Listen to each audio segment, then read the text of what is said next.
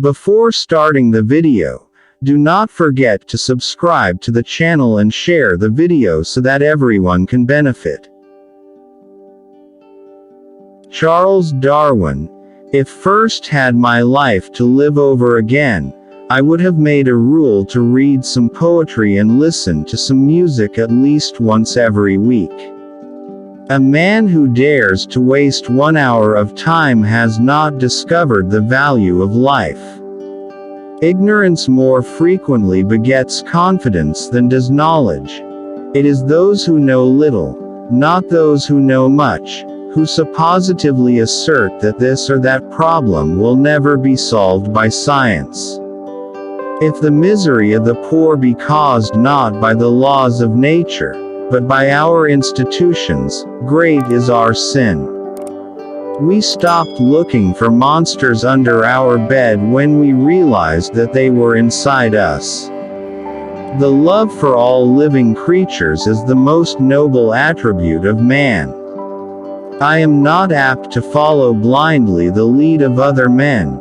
It is not the strongest of the species that survives, not the most intelligent that survives. It is the one that is the most adaptable to change.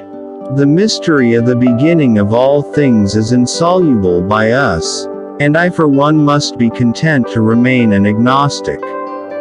The highest possible stage in moral culture is when we recognize that we ought to control our thoughts. An American monkey, after getting drunk on brandy, would never touch it again, and thus is much wiser than most men.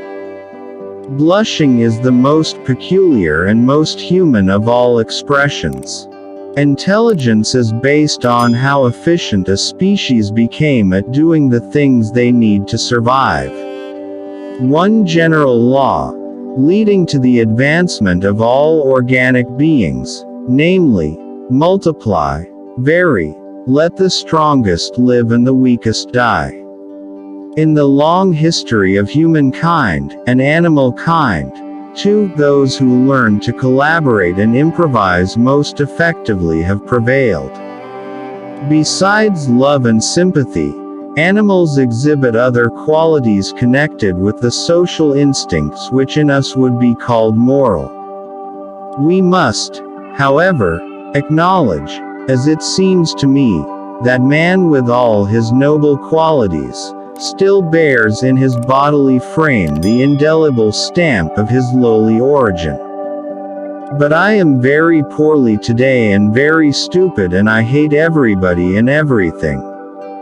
One lives only to make blunders. Man selects only for his own good. Nature only for that of the being which she tends.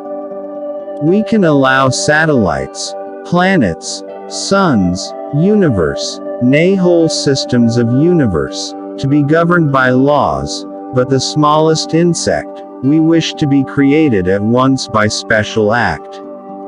Nothing is easier than to admit in words the truth of the universal struggle for life, or more difficult, at least I have found it so, than constantly to bear this conclusion in mind. If it could be demonstrated that any complex organ existed, which could not possibly have been formed by numerous, successive, slight modifications, my theory would absolutely break down.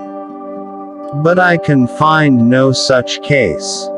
Great is the power of steady misrepresentation. I see no good reasons why the views given in this volume should shock the religious views of anyone. Man in his arrogance thinks himself a great work, worthy of the interposition of a deity. More humble, and I believe truer, to consider him created from animals. For the shield may be as important for victory, as the sword or spear.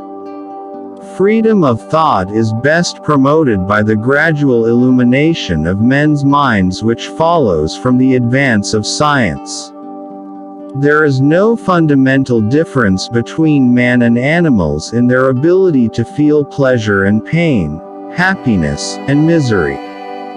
To kill an error is as good a service as, and sometimes even better than, the establishing of a new truth or fact. It is always advisable to perceive clearly our ignorance. I am not the least afraid to die.